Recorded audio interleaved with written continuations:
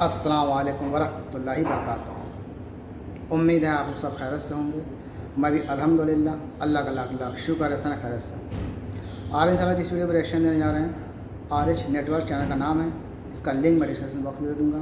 आप लोग उनके चैनल को भी सब्सक्राइब करिएगा और मेरी इस वीडियो को आप लोग पूरी एंड तक देखिएगा। आज की वीडियो बहुत ही इंटरेस्टिंग है, बहुत अच्छी वीडियो है कि आले सऊद ने अरब पे कैसे कब्ज़ा किया या किस तरह से हुकूमत की है, इनकी क्या नस्ल थी, इनकी क्या मतलब मजम्मत थी जो आज इस मुकाम पे पहुँचे हैं आले सऊद। तो इस वीडियो के ज़रिए से हम यही जानने की कोशिश करेंगे कि ये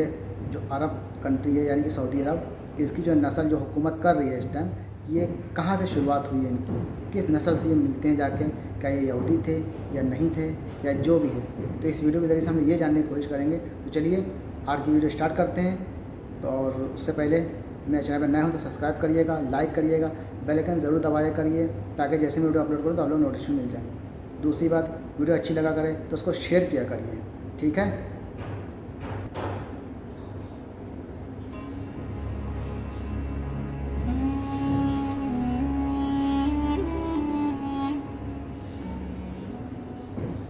दोस्तों, आले सऊद यानी कि सऊदी अरबिया की मौजूदा रॉयल फैमिली की हिस्ट्री पर बनने वाली पहली और पिछली वीडियो में हम ऑलरेडी इन लोगों के बैकग्राउंड के बारे में जान चुके हैं। यानी ये लोग कौन हुआ करते थे, कहाँ पर रहा करते थे, क्या किया करते थे और आखिर किस इंसान से इनकी नस्ल चली थी। क्या सच में ये यहूदी ही हुआ करते थे जैसा कि आज के दौर में बहुत सारे लोग दावा करते हैं, या फिर कुछ और आखिर दुनिया के इतिहासकार इनके बारे में क्या सोचते हैं। अगर आप लोगों ने अभी तक वो वीडियो नहीं देखी है तो डिस्क्रिप्शन और कमेंट्स बॉक्स में दिए गए लिंक के जरिए से देख सकते हैं। बाकी अब अपनी इस वीडियो में हम लोग ये जानने की कोशिश करेंगे कि आखिर ये लोग सऊदी अरबिया की गद्दी तक पहुंचने में कैसे कामयाब हुए।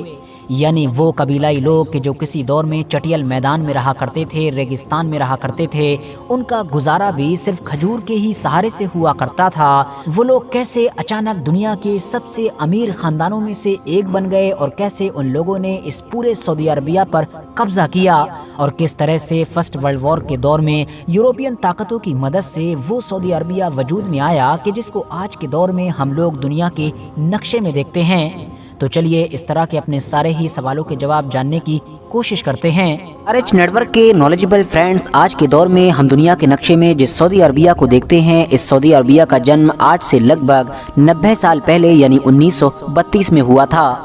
इसका जन्म भले ही 1932 में हुआ हो, मगर इसको बनाने की तैयारियां उससे भी लगभग 200 साल पहले ही शुरू हो चुकी थीं। यानी उस दौर में कि जब सल्तनत उस्मानिया हद से ज़्यादा ताकतवर और बड़ी हुआ करती थी। दरअसल दोस्तों, हुआ ये था कि 18वीं सदी में नजद के इलाके में एक धार्मिक लीडर यानी धार्मिक गुरु के जिसका नाम मोहम्मद बिन अब्दुल वहाब था, उसकी एंट्री हुई। आपको बताता चलूं कि ये वही मोहम्मद बिन अब्दुल वहाब है कि जिसको आज के दौर में मुसलमानों के एक ग्रुप के जिसको वहाबी के नाम से जाना जाता है, उनका फाउंडर भी माना जाता है। लिहाजा मोहम्मद बिन अब्दुल वहाब ने उस दौर में उस इलाके के एक कबीलाई सरदार के जिसका नाम मोहम्मद बिन सऊद था, उसके साथ समझौता किया। समझौता ये था कि जहां एक तरफ मोहम्मद बिन सऊद कि जो उस इलाके का कबीलाई सरदार हुआ करता था, यानी उस इलाके में उसका दबदबा हुआ करता था, तो वो मोहम्मद बिन अब्दुल वहाब को प्रोटेक्शन देगा, उसकी जान की हिफाजत करेगा,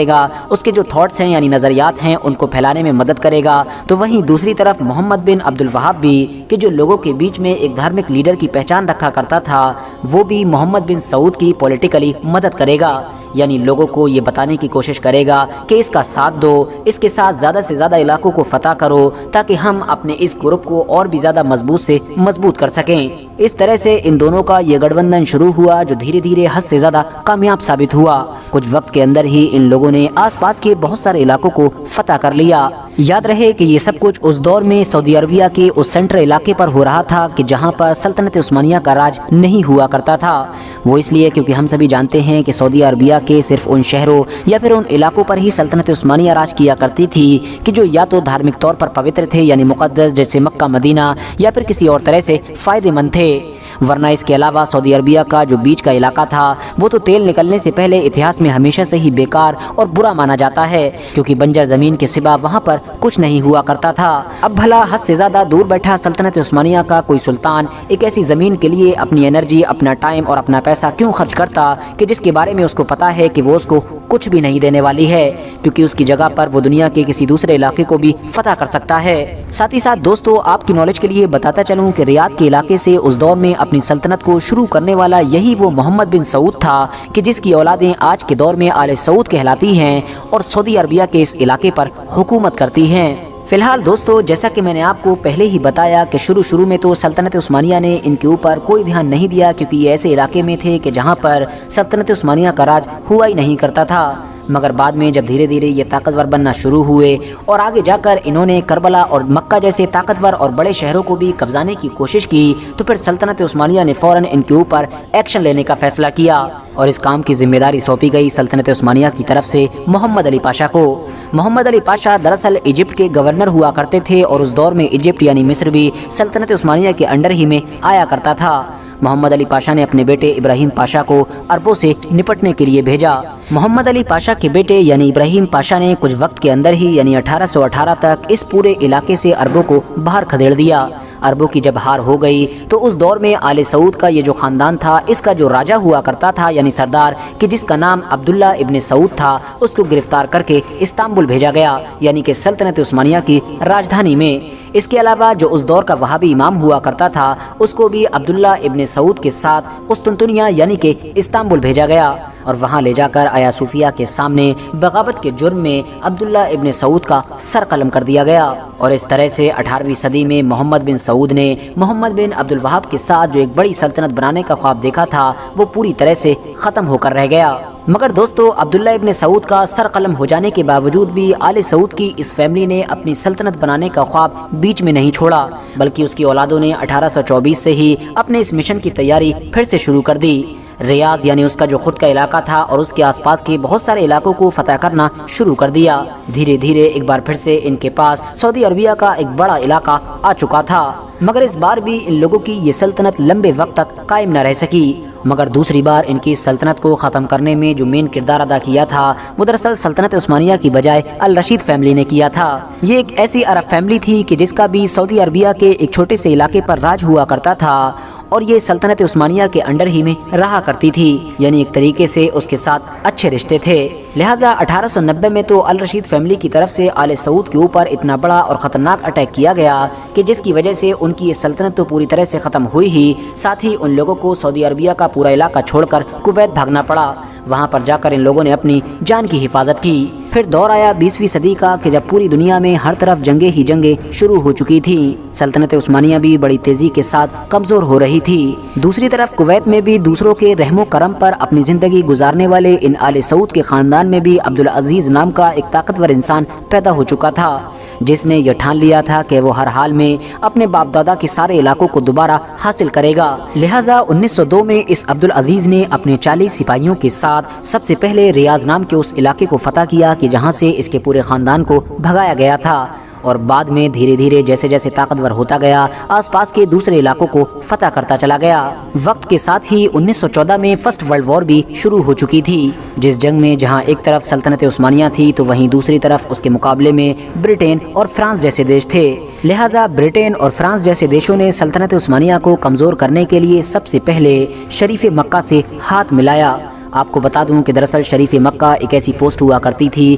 کہ جس پر سلطنت عثمانیہ کی طرف سے ہی ایک معزز یعنی عزت دار اور بڑے رتبے والے انسان کو بیٹھایا جاتا تھا، اور اس دور میں سلطنت عثمانیہ کی طرف سے شریف مکہ کی پوسٹ پر جس انسان کو بیٹھایا گیا تھا اس کا نام حسین بن علی ہوا کرتا تھا۔ حسین بن علی کو برٹین اور فرانس جیسے دیشوں کی طرف سے یہ لالچ دیا گیا تھا کہ اگر تم ہماری مدد کرو گے یعنی سلطنت عثمانیہ کے خلاف بغاوت کرو گے، اس کو توڑنے میں، اس کو کمزور کرنے میں اور اس کو ختم کرنے میں ہماری مدد کرو گے، تو جیتنے کے بعد یعنی جب ہم جنگ جیت جائیں گے تو تم کو ایک آزاد عرب ریاست کا راجہ بنائیں گے، ایک ایسی الگ آزاد عرب ریاست کہ جس میں صرف آج کے دور کا سعودی عربیہ ہی نہیں بلکہ عراق، سیریا، فلسطین، یمن اور اس جیسے سارے دیش ہوتے، یعنی کہ پوری کی پوری ہی عرب دنیا کے راجہ بنانے کا لالچ دیا گیا تھا۔ لہٰذا اس لالچ میں آ کر شریف مکہ نے اپنی اولادوں کے ساتھ حجاز کے پورے علاقے میں یعنی مکہ، مدینہ اور اس جیسے سارے شہروں میں سلطنت عثمانیہ کے خلاف بغاوت کر دی، اور اس بغاوت کا انجام کیا ہوا تھا ہم سبھی بڑی اچھی طرح سے جانتے ہیں، کیونکہ ہم سبھی جانتے ہیں کہ عربوں کی بغاوت نے سلطنت عثمانیہ کو جو نقصان پہنچایا تھا اس کا آدھا بھی نقصان نہ تو کسی بھی بڑے سے بڑے دشمن کا کوئی ہتھیار پہنچا سکا اور نہ ہی کوئی بڑے سے بڑا جاسوس پہنچا سکا تھا۔ انٹرسٹنگ بات یہ ہے کہ جس دور میں شریف مکہ نے سلطنت عثمانیہ کے خلاف بغاوت کی، اس دور میں آل سعود اور اس جیسے کچھ اور عرب خاندان کہ جو سعودی عربیہ کے سینٹر پوائنٹ یعنی ریاض اور اس جیسے آس پاس کے علاقوں میں رہا کرتے تھے، ان لوگوں نے شریف مکہ کا ساتھ نہیں دیا، بلکہ وہ تو الٹا یہ دکھانے کی کوشش کر رہے تھے کہ ہم شریف مکہ کے خلاف ہیں اور سلطنت عثمانیہ کے فیور میں ہیں، اور اس کی سب سے بڑی وجہ یہ تھی کہ کیونکہ وہ تو خود شریف مکہ سے چڑا کرتے تھے۔ آل سعود تو خود چاہتے تھے کہ وہ شریف مکہ کو حجاز یعنی مکہ مدینہ کے علاقے سے باہر پھینک دیں اور خود اس علاقے پر قابض ہو جائیں۔ فی الحال سلطنت عثمانیہ کی ہار کے ساتھ جب فرسٹ ورلڈ وار ختم ہوئی تو برٹن اور فرانس جیسے دیش کہ جنہوں نے پہلے شریف مکہ کو پورے عرب کا راجہ بنانے کا وعدہ کیا تھا، انہوں نے اپنا وعدہ پوری طرح سے توڑ دیا، بلکہ سلطنت عثمانیہ کے جو ٹکڑے ہوئے تھے ان کو آپس میں انہوں نے خود ہی بانٹ لیا۔ حالانکہ شریف مکہ کو بھی راجہ بنایا گیا، مگر صرف اور صرف حجاز کے علاقے کا، یعنی سعودی عربیہ کے صرف اس پارٹ کا کہ جس میں مکہ اور مدینہ جیسے شہر آتے ہیں۔ شریف مکہ کو چھوٹے سے علاقے کا راجہ بنائے جانے کے ساتھ ساتھ برٹن اور فرانس جیسے بڑے طاقتور دیشوں نے شریف مکہ کے اوپر ایک احسان اور کیا کہ آخری وقت میں شریف مکہ سے اپنا سپورٹ چھین کر خود اس کا جو پڑوسی دشمن تھا یعنی آل سعود خاندان، اس کو سپورٹ دے دیا۔ اب ظاہر ہے آل سعود خاندان کا جو سردار تھا یعنی عبدالعزیز، جس کے بارے میں آپ کو پہلے ہی بتا چکا ہوں کہ وہ کتنا طاقتور تھا، وہ تو پہلے سے ہی موقع کی تلاش میں بیٹھا تھا۔ اس نے سپورٹ ملتے ہی سب سے پہلے تو الرشید نام کے اس خاندان کو ختم کیا کہ جس خاندان کی وجہ سے کسی دور میں اس کے خاندان کو عرب کا علاقہ چھوڑ کر کویت میں جانا پڑا تھا، اور اس کے بعد پھر حجاز کے علاقے کو بھی فتح کیا، یعنی سلطنت عثمانیہ سے بغاوت کرنے والے شریف مکہ کو ہرا کر خود اس پورے علاقے پر بھی قبضہ کر لیا۔ اب دھیرے دھیرے وہ سارے ہی علاقے آل سعود کے انڈر میں آ چکے تھے کہ جن سارے علاقوں میں آج کے دور کا سعودی عربیہ بسا ہوا ہے۔ اس کے بعد 20 مئی 1927 کو ٹریٹی آف جدہ کے تحت فائنلی برٹن کی طرف سے حجاز اور ریاض کے دونوں علاقوں کو ملا کر ایک الگ آزاد عرب ریاست کی مانیتا بھی دے دی گئی۔ ایسا مانا جاتا ہے کہ اس کے بعد عبدالعزیز آس پاس کے دوسرے عرب دیشوں پر جیسا کہ سیریا، عراق، فلسطین، لیبنان، ان سبھی علاقوں پر قبضہ کرنا چاہتا تھا، مگر ظاہر ہے اس دور میں ان سارے علاقوں پر برٹن جیسے دیشوں نے قبضہ کر رکھا تھا، تو اسی لیے عبدالعزیز نے ان پر اٹیک نہ کرنا ہی بہتر سمجھا، ورنہ ظاہر ہے اس کا خود کا ایریا بھی خطرے میں آ سکتا تھا۔ حالانکہ دوستو ایک الگ آزاد دیش کی مانیتا مل جانے کے باوجود بھی عبدالعزیز کی مشکلیں ابھی بھی کم نہیں ہوئی تھیں، کیونکہ ہوا یہ کہ آخری وقت میں اخوان نام کے اس گروپ نے عبدالعزیز کے خلاف بغاوت کر دی کہ جس اخوان نام کے گروپ کی مدد سے ہی وہ یہاں تک پہنچ سکا تھا، یعنی جن کی مدد سے اس نے ان سارے علاقوں کو فتح کیا تھا اور ایک الگ آزاد دیش بنا پایا تھا۔ دراصل دوستو اخوان ایک ایسا گروپ تھا جو کٹر وہابی وچاردھارا پر یقین رکھا کرتا تھا، جیسا کہ میں نے آپ کو پہلے ہی بتایا کہ وہابیوں کے امام یعنی فاؤنڈر محمد بن عبد الوہاب اور آل سعود کے جو باپ دادا تھے ان کے بیچ ایک کانٹریکٹ ہوا تھا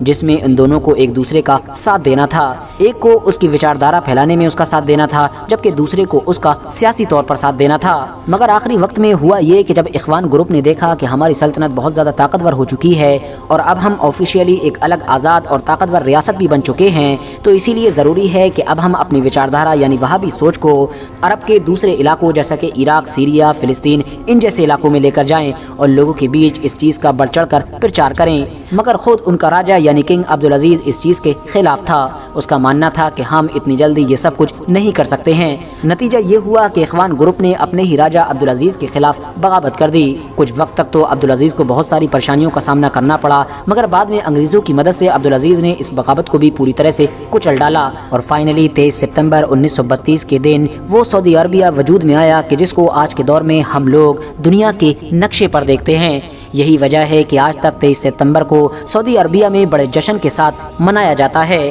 اس کے بعد سے لگاتار آج تک عبدالعزیز کی ہی اولادیں یعنی آل سعود کے لوگ ہی سعودی عربیہ پر راج کر رہے ہیں۔ فی الحال دوستو آج کی اپنی ویڈیو کو